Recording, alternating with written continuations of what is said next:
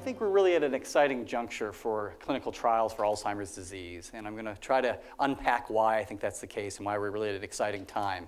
And really, as Dr. DeCarli was setting the stage for, we hope to be getting just to the point where we can move from symptomatic therapy to disease-modifying therapy. And what that means is that we might actually be able to address the underlying biology of Alzheimer's disease and how the biology spreads through the brain and ravishes most of its victims. And we hope that won't be as inevitable in the near future. And I want to give you an update on where the field is and where it's moving. So Alzheimer's disease was described over 100 years ago with its classic neuropathological features of senile plaques and neurofibrillary tangles. And you can see that the plaques actually have neurites around it with a kind of a dense core, and we think that the neurites, these outreachings of the neurons, are damaged in the areas near the extracellular amyloid. Here's the dense core, and here's the surrounding. Now the tangle, on the other hand, is actually within the neuron, and it looks kind of flame-shaped because it's made of these paired helical filaments, a little bit like what DNA looks like, and it kind of winds up like this inside a neuron. And it's a sign of a dying neuron, and it can be due to several factors, not only Alzheimer's disease, where we think the amyloid plaques are kind of driving the cell damage and the cell death. So this heat map here shows tangles, neurofibrillary tangles, compared to neuritic plaques here. And the first thing you'll notice is that they don't quite match up. There's some important dissociations. Like the tangles seem like they're hottest and most abundant here in the medial temporal lobe. This is right next to the hippocampus, a very important structure in the brain for memory. And in contrast, neuritic plaques are relatively silent in the blue in the same area. So there's a big disconnect to where the plaques and the tangles are. And this has baffled scientists for decades.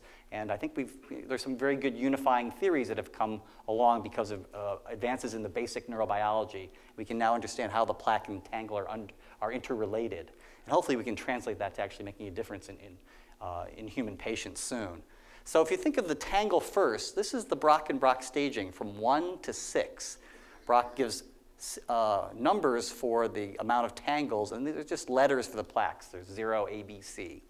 So in a Brock stage 1 to 2, actually many older people, by the time they're in their 9th decade, by 85, will have very early tangles in the brain. And well, people often will die with this benign amount of pre-Alzheimer's pathology, and it doesn't cause necessarily any problem with the memory or any problem with brain function. Just it's a sign it's more common as people get very old, and perhaps it's hard to supply the energy demands of the brain as we get very old into our 90s. And so this might be an area where cells drop out because they can't quite get enough energy. And it can drop out in a relatively benign form in many normal elderly. However, when the tangles spread, they do it in a logical manner, and they go from these limbic areas, and stage 3 and 4, usually that manifests with isolated problems in short-term memory, but then it starts spreading out and it goes and spreads through the cortex, which is the rest of a brain necessary for other higher aspects of our thinking, like language abilities, visuospatial abilities to navigate around, mathematics, problem solving the most general way. Even some of our social skills and what we call social comportment has to do with the frontal lobes, and those are all different cortical functions. And they are the hallmarks of Alzheimer's in the dementia stage, that one of those or more of those will start to worsen.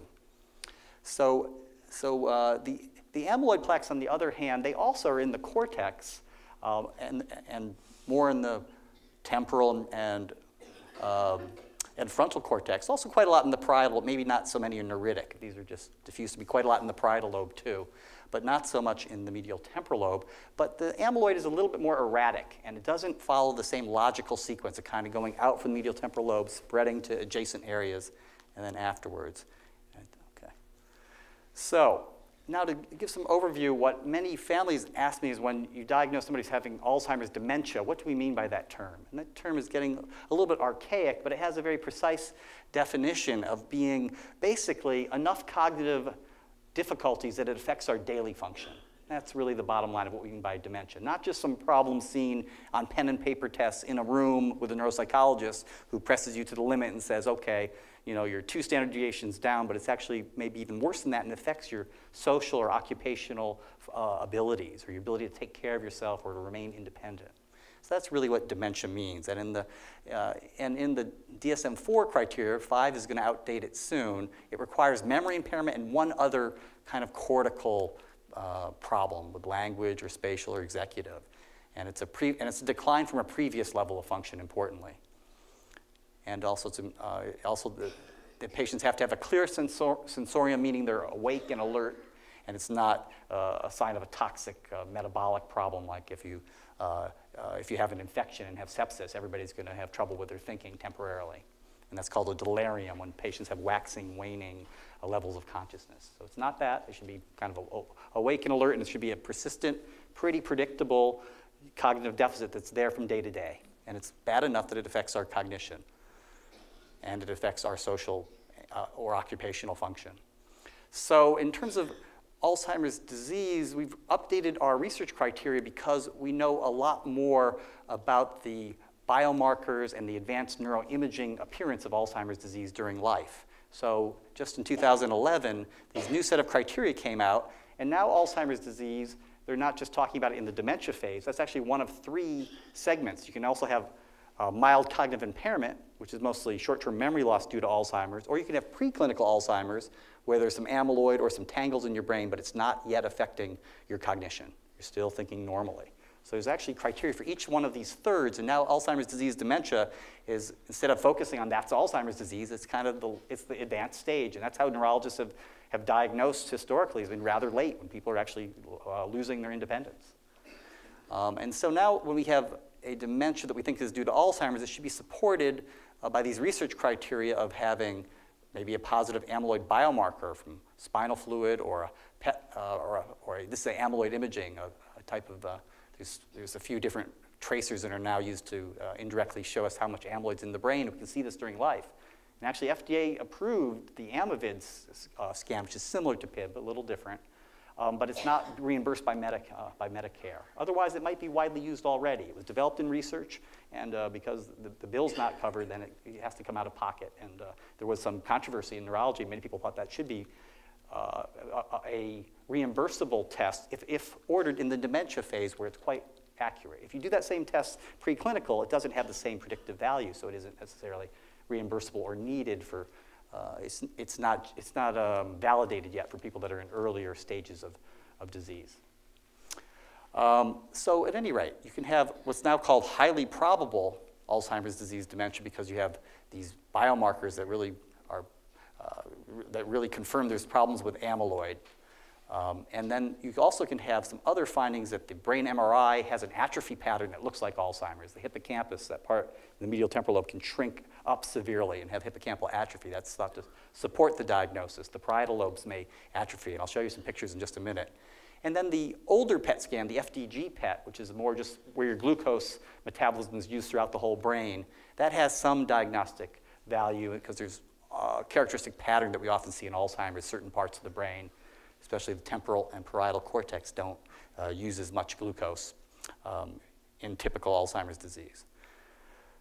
And then if you don't have a confirmation, you have a biomarker study such as you've had a spinal tap and your amyloid level's normal, then you're thought to have a low probability. You probably don't have Alzheimer's disease as the cause of your dementia. So that's a low probability. So this is really one of the biggest advances in the field for the understanding of clinical Alzheimer's disease, and it's amyloid imaging during life. And we do it with a PET scan, and this is PIB. There's also florbetapir is the commercially available variation on this. And basically, just by looking at the transit time, this compound will interact and bind to the amyloid reversibly. And so it'll wash out of the brain slower in sections where there's been some binding, some interaction. So it's really a binding time, and it's this transit time out of the brain, and it's delayed. It's very strong evidence that you probably have amyloid, and that supports the diagnosis of Alzheimer's if the patient has a dementia. And it's 99% sensitive. And if you don't have that, it's much less likely that you have a dementia due to Alzheimer's. Now, structural MRI has also helped us quite a lot to understand how the disease progresses during life. And this shows a normal-sized hippocampus. And this shows severe atrophy of the hippocampus in Alzheimer's disease. That's seen on these coronal views of a structural MRI. Often you can see parietal atrophy. And this is the metabolism, the FDG PET, or traditional PET scan, that also shows less metabolism of glucose in those same areas here, the parietal lobes, which also coincides with atrophy in this case.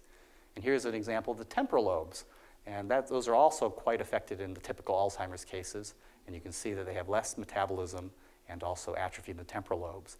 And this would tend to affect patients' abilities to understand language or to understand concepts, and might also affect their ability to, for example, generate animals or fruits or vegetables, sort of how well their semantic organization of their brain is and how well they can access a category of items, for example. So as I was saying before, now Alzheimer's disease is not only being used in research terms as a term for dementia, but we think the same disease is sometimes causing MCI, or mild cognitive impairment. This is a term that was really first introduced to the world by Ron Peterson in 1999, and there's been thousands of papers on MCI because these patients have about a 12% chance per year of developing a dementia, losing their independence. So it's a really high-risk group for Alzheimer's disease, but not all of them do. And so understanding that heterogeneity of who's going to predict and who is not going to be predicted to go to Alzheimer's has been where a lot of our research has been focused at UC Davis. A lot of the national research in the last 10 years have really increased our predictive power to understand which patients are likely really on the cusp of developing full-blown Alzheimer's disease. And then now, because we have these powerful techniques like spinal fluid and PET scans, we can sometimes see people that have amyloid deposition but still have normal cognition. So we're thinking these are preclinical Alzheimer's disease, and here less is known about whether they're going to even develop cognitive impairment before they go to dementia. So, and here the risk of going to mild cognitive impairment is not that fast. So not all these patients are necessarily going to have Alzheimer's disease, and we're now trying to parse out the ones that are at relatively higher risk. And we can do that by, again, looking at something like a PET scan or looking at another marker in the spinal fluid, looking at the tau level. If we find those are abnormal, then we graduate them from stage 1 to stage 2. Stage 3 means that they have some problems with a biomarker like this, and they also are having a bit of trouble in cognitive testing, but it's not bad enough to diagnose MCI. So they can be somebody with low average memory. But if we see low average memory and we see a positive scan with a PET, which is really a research image, now we're thinking this could be preclinical Alzheimer's disease. And this person has a higher risk of developing impairment. Okay, now Alzheimer's disease, one of the reasons why it's really becoming such an epidemic as our life expectancy increases in this country, and also the aging of the baby boom generation, is that it doubles every 5 years in prevalence. Alzheimer's dementia, now we're talking. And so if you look at this in decades, it goes up even more dramatically, about 4-fold, from 65 to 75 to 75 to 84, another 5-fold to 85 to 95. And so part of the stigma of Alzheimer's disease has been that historically it's thought of something that's untreatable, incurable. And I think that really has added to the stigma and has worked contrary to the pace of our research advancement sometimes. That people have not been as forthcoming, and I think that, the stigma hopefully will be less when we have more meaningful treatments that can actually reverse the biology. Is my hope. Because it's really a disease like any other disease, affecting your kidney or your liver, but in this case, it's affecting your central command of your brain, which as a neurologist is the most important organ. So and I think this crowd will probably agree with me. So let's put the treatment of Alzheimer's disease in historical perspective. Throughout the history of mankind, this was never treatable until 1992. The first paper came out. Ken Davison, Mount Sinai, Leon Thal was one of my mentors at UC San Diego, and they reported that this drug Tacrin, which works on acetylcholine and helps short-term memory, was effective in Alzheimer's disease. So here we are, 1992, so thousands of years in human development. Now, senility or senile dementia might be treatable. It's much more important we recognize it as opposed to being an inevitability of aging, right? So this really brought in a new era. And so really where we've been since 1992 is that we have treatments now that can make the cognitive symptoms better, some that can even make the behavioral symptoms better. But we don't yet have any validated disease-modifying therapy that slows down the progression. And what was the pathologist or the neuroscientist think means the progression? Well, partly it's cognition, how well we function on a cognitive test, but it's also those plaques and tangles, that pathology that spreads in the brain as Alzheimer's gets worse. And so what we really would like to do is to really be able to at least slow down the disease, if not prevent it altogether in those that we can maybe identify have preclinical Alzheimer's disease now. Maybe we could prevent them from having any meaningful memory loss if we had effective therapies. So, and primary prevention is actually even a more grand concept. That's where we could actually prevent somebody from even developing amyloid in the brain if we did something that was the elixir of youth, and we could make the brain such that it never accumulated amyloid in an elderly person. That would be primary prevention. Secondary prevention means there might be some amyloid, but we're not going to let it develop full-blown disease, for example. So this shows the difference if you look at, let's say, cognition, up being better, and then time going left to right. And the drugs we have now that help cognition do this, what's in this green box here of symptomatic therapy. So you start the drug with the cholinesterase inhibitors, typically short-term memory and attention get better. You see this little boost, but then if you follow the natural history, they decline at a rate that's pretty much parallel to the natural history of the placebo-treated patient. And that's really what's been so frustrating in the field, that we don't have something to slow down the rate of decline. If we had that, it would look more like this. And so it might be subtle for the first 6 months or 12 months, but over time, these benefits accrue. So by this distance here, let's say this is 4 years on this treatment, now you might have a very meaningful difference. And so this is the key point of why we need disease-modifying therapies for Alzheimer's. It's that you slow down the progression, and those benefits accrue over time. If we had something even better that cured the disease, it could make function go back to normal to when you were younger. That would be our dream cure. And then if you just could maintain function and your Alzheimer's didn't get any worse, I think patients would be extremely happy. And that would be almost as good as a cure. People, what I hear in my office, at least. You know, if it just wouldn't get any worse, this little bit of memory dysfunction I can live with, but. Okay, here we are with the first drug which is shown effective in Alzheimer's disease. This is Tacrin. It's not on the market anymore because it caused liver failure in a small percentage, and it had to be monitored with liver function tests. The drugs afterwards have no liver toxicity in the same class. But this shows the important, these are 3 different doses. This is placebo. And you can see all of them get better. Starts at 6 weeks, 24 weeks, but then by the end of it, they're starting to show decline because their disease is progressing. Though they're on the same, they're on the same dose of medication, right? So see exactly like that symptomatic slide I showed you before, with the initial boost and then a decline, but you're just seeing the initial part of it, like that much of it. So here's the most popular cholinesterase inhibitor now, which is Aricept, or donepezil is the generic name. And you see a similar type of improvement, and then you see by the end, patients are slowly, start to decline by their 6th month on treatment. So initial boost, and then they're tending to get a little bit worse. And this difference here is thought to be clinically significant. It's about 3 points on the ADAS-Cog.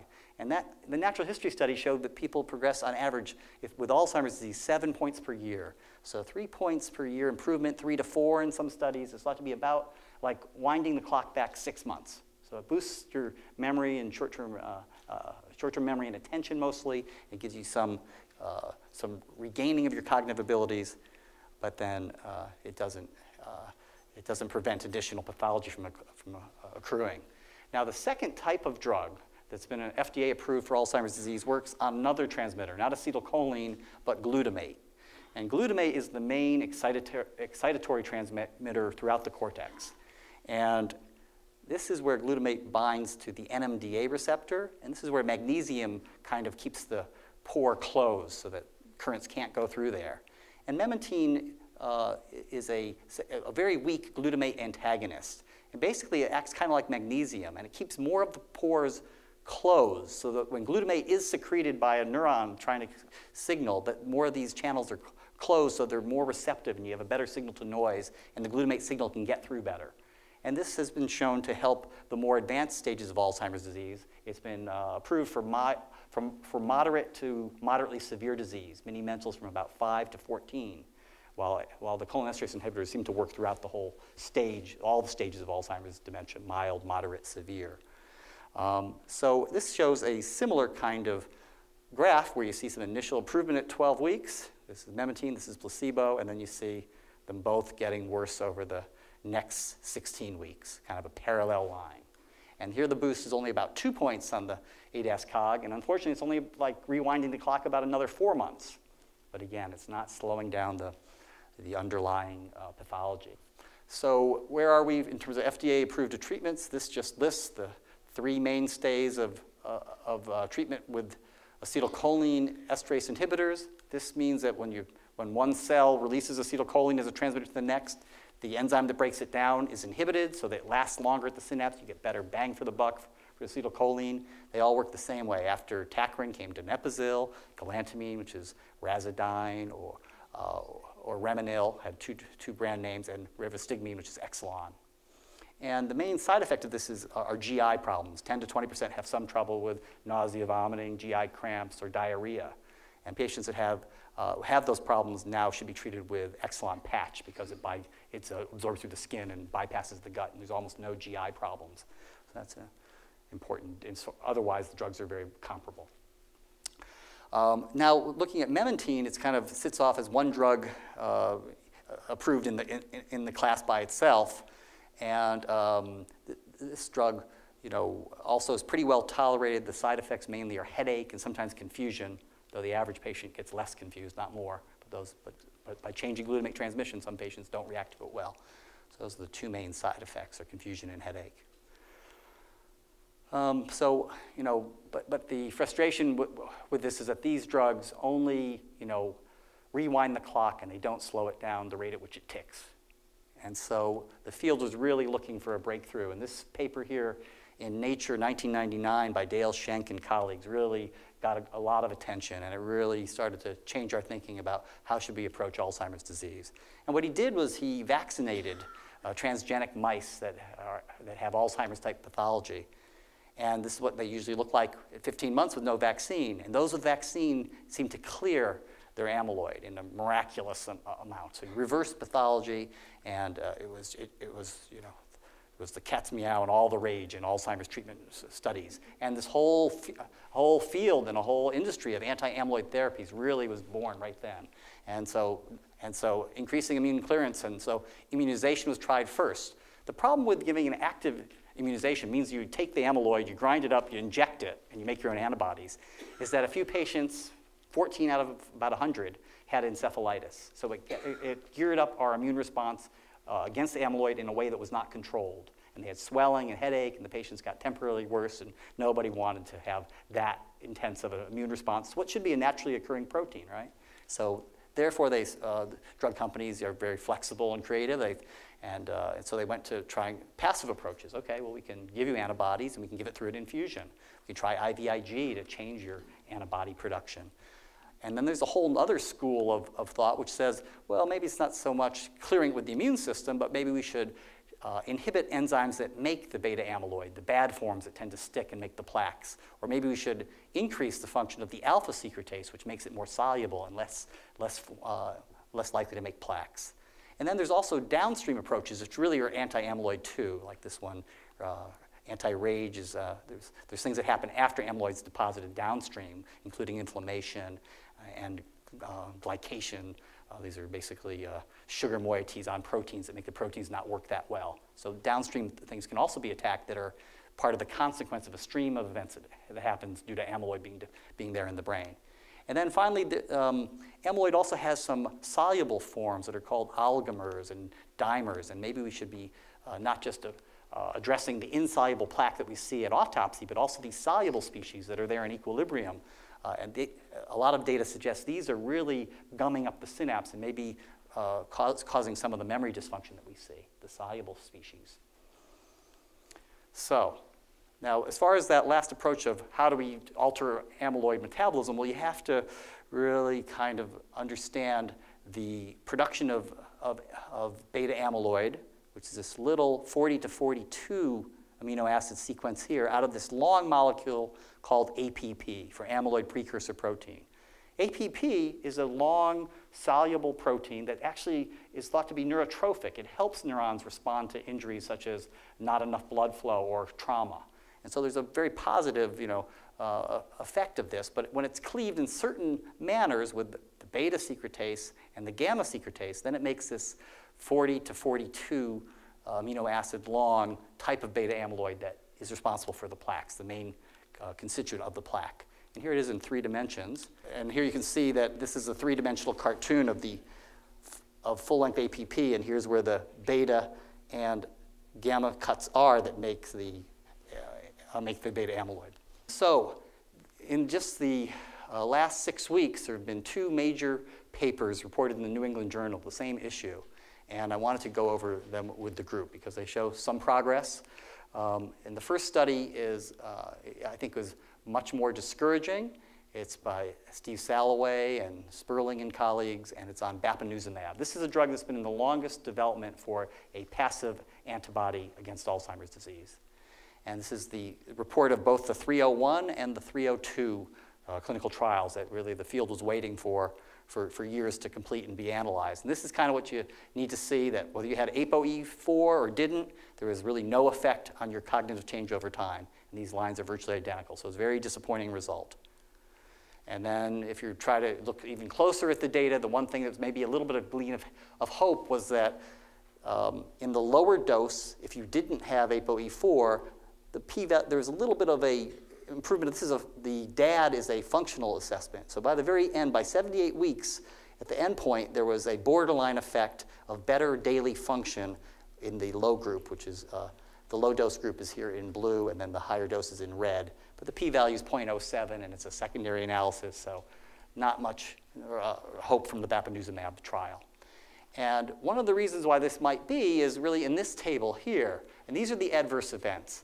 And whether you were a carrier of ApoE in the top or you're a non-carrier, the rates of having amyloid-related imaging abnormalities of brain edema, just too much fluid in the brain, was 15% of those treated with even the low-dose bapineuzumab if you have the ApoE4 gene.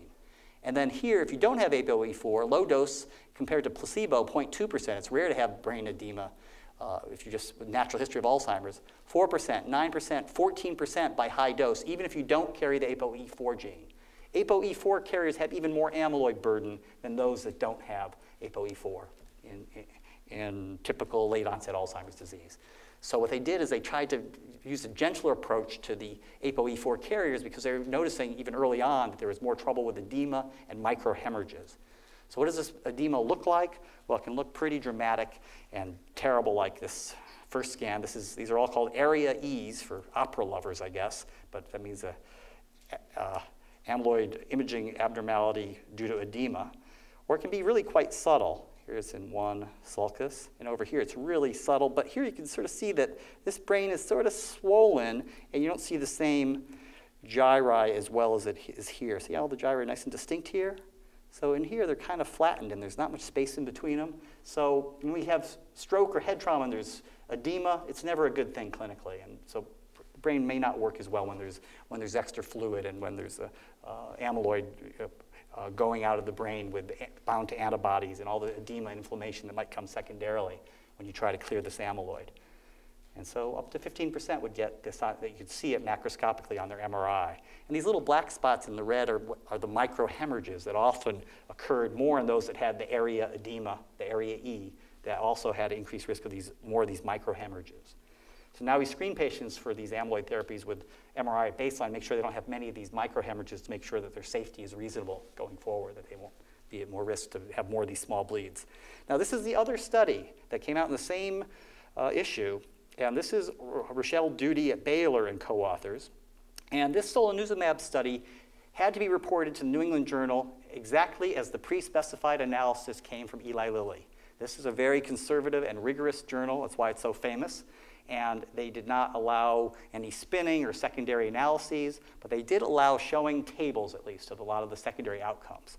And while the primary endpoints were all not met, some of them were very close and very enticing and promising. And therefore, this drug is still being developed by Eli Lilly, and I think maybe the first effective disease-modifying therapy. And I'll show you why I believe that may prove to be the case with more clinical data. So solanezumab is a humanized monoclonal antibody. It binds soluble A-beta, not just the insoluble plaques. It attacks a little different part of the A-beta, the mid-region, not the N-terminal, and that probably makes it a little bit less immunogenic and seems to produce less vasogenic edema. So it seems to be better tolerated when we look at the MRI scans of this compound compared to bapineuzumab. So here's an overview of these randomized, double-blind, placebo-controlled studies. There was Expedition 1 for mild to moderate Alzheimer's disease, and they basically tried the same dose. It's a monthly infusion for 18 months, and they allowed drugs like Aricept and memantine. And their main outcomes was the ADAS-Cog11 and the ADCS-ADL. They looked at the analysis and they thought, well, actually, it was borderline, and they thought, and the ADAS-Cog14 that has some more memory tests in it, more memory weighted, actually was significant in the mild group in the first study. So they changed the second, Expedition 2, to, okay, let's look again at mild to moderate Alzheimer's disease, but let's look at the ADAS-Cog14 for the mild group, because this ADAS-Cog14 was significant in a secondary analysis of the first study. And so they changed modes to the 14. So look what happened to the results. This is the pre-specified primary outcome measure, 6.6 point worsening with placebo, 5.3. That's a 1.3 difference, and the p-value is 0.06. Okay, so it's right at the borderline of the traditional 0.05, meaning that there's only a 6% chance that the difference is due to chance alone and random. So our convention is, and if in the ADAS-Cog14, the overall intention to treat, the p-value is 0.04. So now, for the overall group, the 11 was the primary outcome. The 14 was only specified for the mild subgroup. So Eli, I must say, their stars were not aligned with this changing their outcomes by a little bit, because you'll see the next slide. It's a little bit humorous, a little bit sad. And importantly, these markers showed that the amount of bound versus free amyloid in the spinal fluid was changed. So it was having a biological signal. And that's what these effects are showing, that the total and the free beta amyloid, the proportion especially changed. Also, if they had taken the mini mental state exam, they would have got a 1-point improvement. It would have been significant, but that was a secondary outcome. It's not a big effect, but it is of statistical significance for what that orthodoxy is worth. Now, here is breaking down the Expedition 2 to mild and moderate AD. And here is the ADAS-Cog11. If they had stuck to it, they would have been right at 0.05. But they pre-specified the ADAS-Cog14 because they thought memory loss is more of what's going to respond in mild stage AD. And they got, again, 0.06. And the difference was 1.7 points per year slower decline, 4.1 compared to 5.8. Okay, this is not a home run therapy by any means, but still, compared to the placebo group, this is about a 30% slowing. Okay, it's an infusion. It's expensive, it's cumbersome, but it's 30% slowing. Now compare that to giving you 6 months of time. If you have 30% slowing, every year that means 4 months less disease progression. So by 2 months, you're already past Aricept. By 3 months, you're past by 3 years, you're past the benefits. That'd be like 1 year of slowing of disease, if it translates and the effect continues. So this is really encouraging data, and yet the New England Journal, even the editorial, everything's negative, negative, negative because of 0.05 and pre-specified analyses. And in a way, that's good. It's conservative. It makes it so that the data be rigorous before there be approval of a drug. And whether the clinical effect is significant or not, over 1 year, we could really debate that hard and say, okay, that's not much effect in 1 year. But over 3 or 4 years, it sure is. And then it becomes a cost-benefit question for society. So this is some of the new data. And this is some unpublished data from Rochelle Duty, who did this secondary analysis on the same study, combining Expedition 1 and 2. But now they're modeling the whole slope. Instead of just looking, what's the difference at month 18 or 80 weeks, and being bound by the p being 0.05, they now model the slope of line 1 compared to line 2. And when you do that, you have more statistical power because you take all the measurements. So some very bright statisticians did that, and when they look at mild and moderate combined, the slopes are significantly different, less than 1 in 100. Same study, different analytic method. When you look at the pre-specified outcome in Expedition 1 was the ADAS-11. It wasn't significant. If they used ADAS-14 by this ADCS analysis, it would have been significant at 0.009. Expedition 2, by this slope analysis, is highly significant whether you use 11 or 14. And in the mild, the effects looked even bigger, and so they were even more highly significant in the mild patients. When you look at function, this is now the ADCS Activities of Daily Living scale. You look at Expedition 2, you see overall less than 0.05 for function had less decline over the 18 months, and the mild group, the effect was even a little bit more statistically strong. So this is encouraging data. And one reason why this drug is justified to be in development is that if you look at the amount of area, this is the edema on brain MRI, placebo is 0.4% of these patients, and solanezumab is 0.9%, just 9 cases compared to 4 out of 1,000 people in each arm. So really very little brain edema detected, and it might be part of why they had better success with this in a, quote, negative study when you read the 2 articles side by side, but one is spot on negative and one has an effect size that's pretty interesting.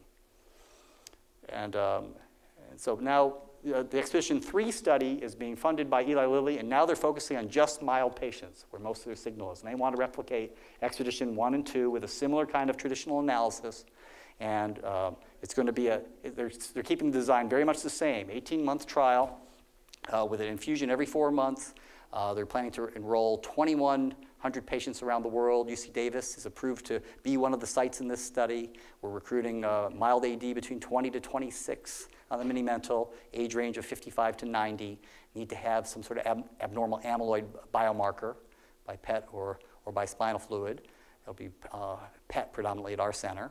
And then there's some exclusions that are the usual exclusions. And the main outcome now will still be the ADAS-Cog14. And I hope it's in the 11's not significant, and the 4 is significant, and the 14 isn't or something. It could be a cursed compound if they get that result.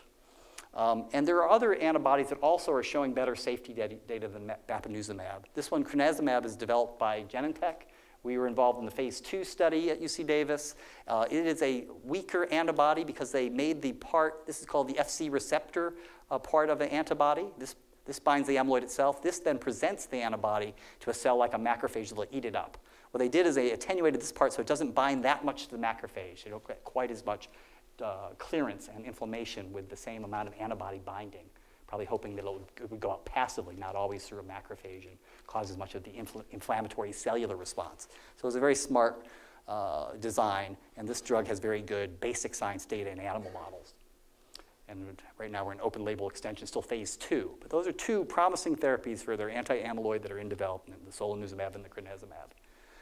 And then, we're still looking at the metabolism and trying to deal with modulating the enzymes that produce beta amyloid. There's this one BASE, which stands for beta amyloid cleaving enzyme. This is the main player in creating beta amyloid. When you saw that cartoon, it's the outer cut outside the cell membrane.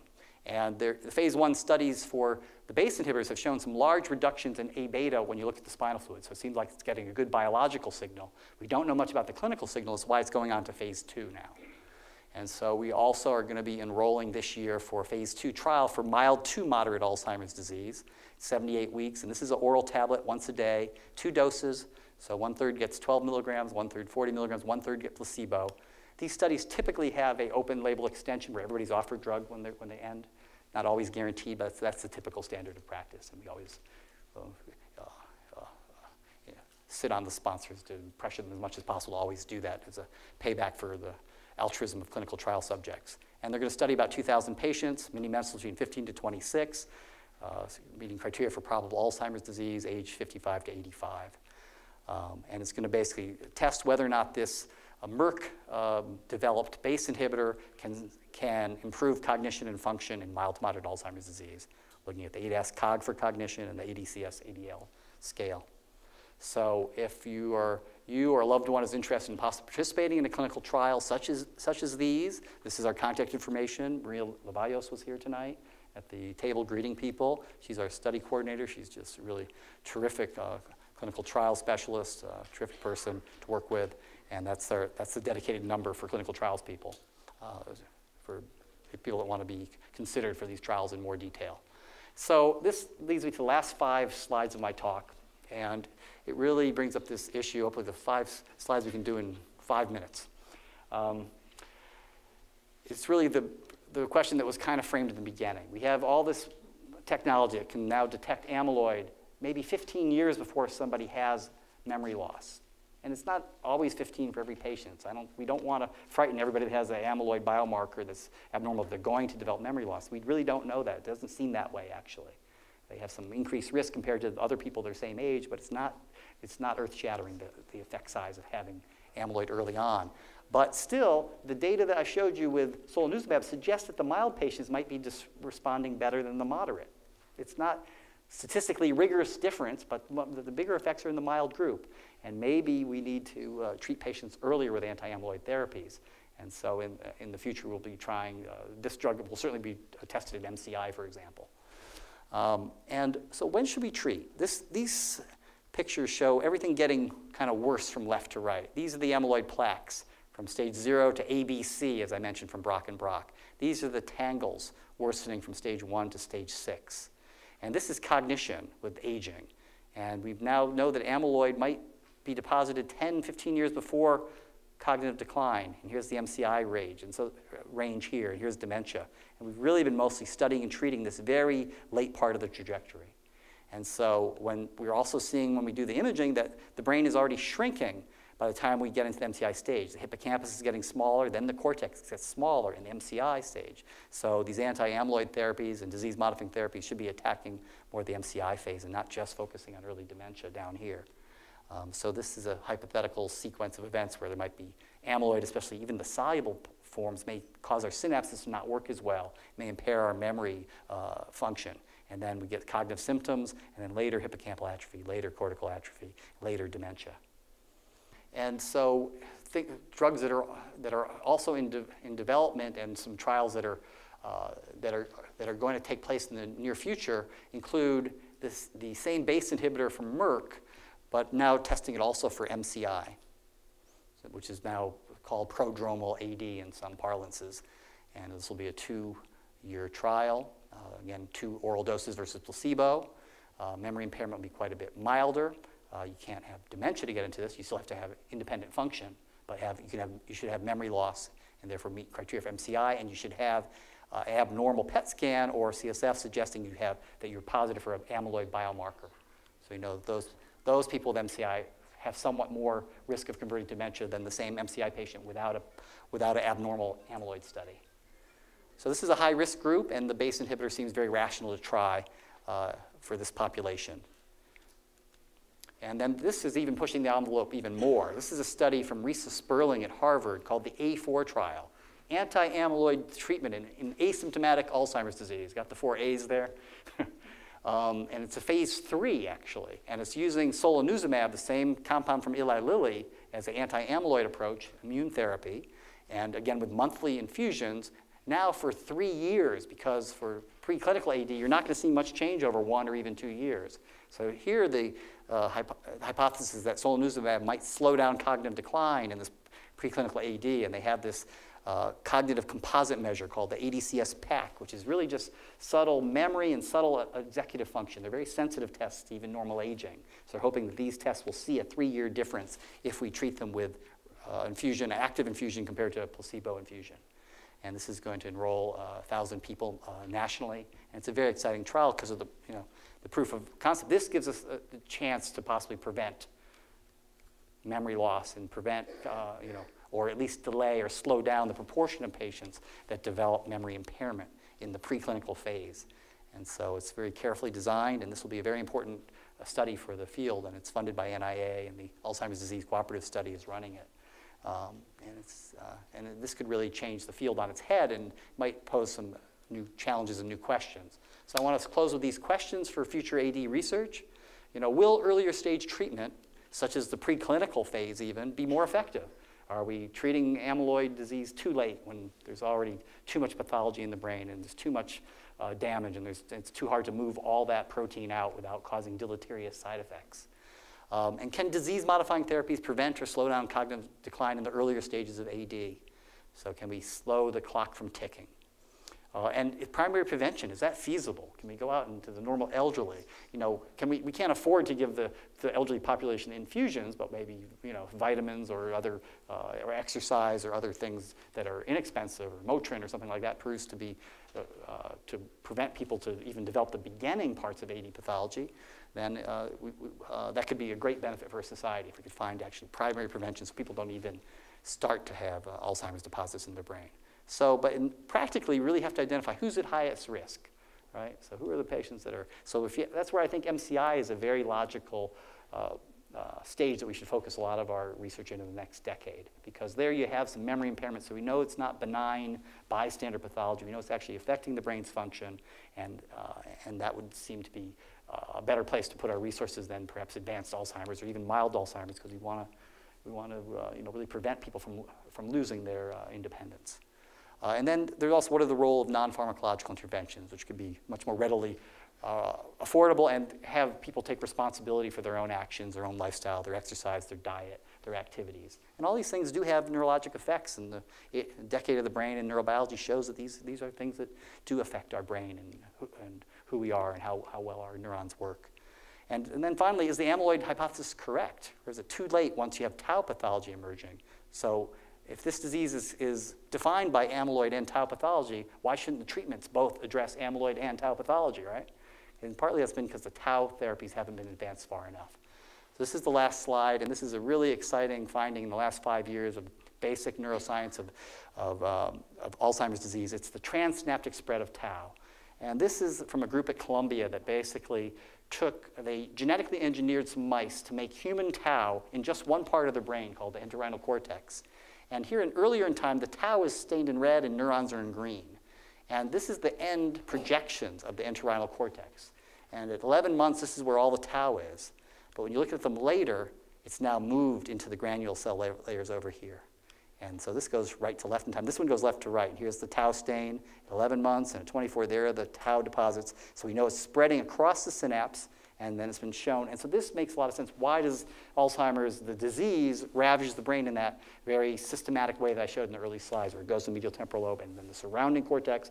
And distant projections, it's very much the connectivity of the medial temporal lobe that are the early sites of the cortex where the tau starts. And amyloid's also on the cortex, playing a role too. But the tau neurobiology is just coming along really fast. The Society for Neuroscience at San Diego this last fall was really exciting.